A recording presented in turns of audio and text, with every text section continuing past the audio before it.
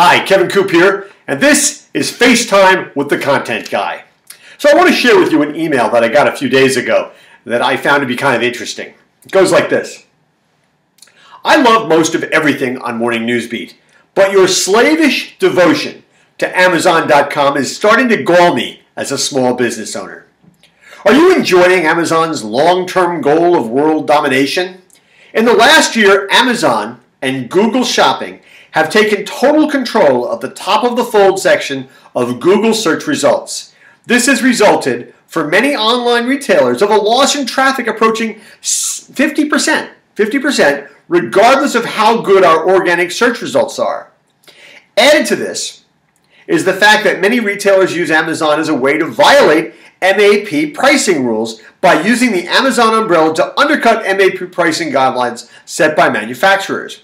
Not to mention that showrooming has evolved as a technique to allow consumers on their smartphones to use brick-and-mortar retailers as a way to view products and then buy them online from Amazon.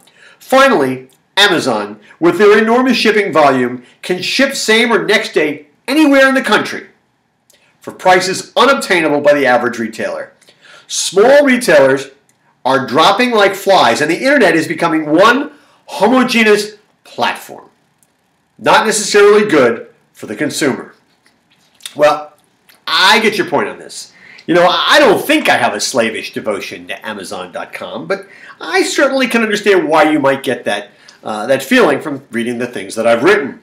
I'd also reject the notion that I'm enjoying their march to world domination. In fact, when I use that phrase, marching to world domination, my tongue is a little bit in cheek. I think I used to say that about Walmart, too. I'm not so convinced that they're going to do it anymore either.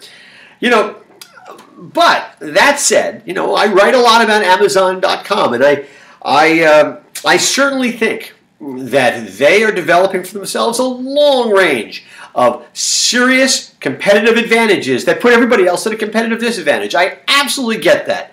Now, I don't want to be glib, I don't want to be insensitive, but I basically have a one-word response to companies and people that want to complain about this.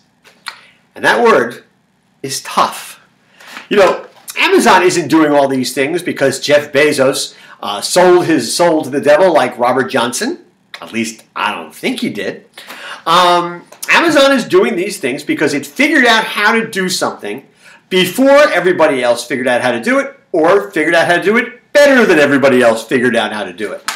You know, if Amazon is going to price better and offer a better selection and ship things faster than everybody else and take advantage of showrooming and all those other sorts of things, I mean, it seems to me that that's reality, you know, and that other retailers have to figure out how to compete. You can't close your eyes. You can't complain away these things. This is what they're doing. As far as I know, everything they're doing is within the letter of the law, maybe even the spirit of the law. Now they're paying online sales taxes. Retailers thought that was going to solve their problem. It clearly has not. And it seems to me that retailers, you know, it's my job here on Morning Newsbeat, basically, I think, to do two things. First of all, to look at Amazon from a professional point of view, to try and figure out what they're doing, what gives them competitive advantages in the various markets that they're serving, in the various venues, the various categories that they're selling, and try and share that with my audience with a little bit of perspective so people can actually learn from it. And quite frankly, the other thing I try to do here on Morning Newsbeat is to sort of look at Amazon as a customer. And I got to tell you, in so many ways, as a customer, Amazon offers me value. They offer me convenience. They seem to do things that fit into my lifestyle, that fit into the way I'd like to live my life. Now, listen, I get that that's not going to be that way for everybody. But I also think that there's an awful lot of people out there like me. Certainly that would be the evidence. I think retailers have to figure out how are they going to exist in this world. How are they going to exist in a world where Amazon is sort of redefining the competitive parameters? How are they going to offer their own competitive advantages, their own differentiated advantages, so they can compete with Amazon, either by doing the same kinds of things that Amazon is doing, subscribe and save, you know, Amazon Fresh, whatever it happens to be, or by doing something completely different. You know, it's a real challenge. I don't think any of this makes me a slavish devotee of Amazon.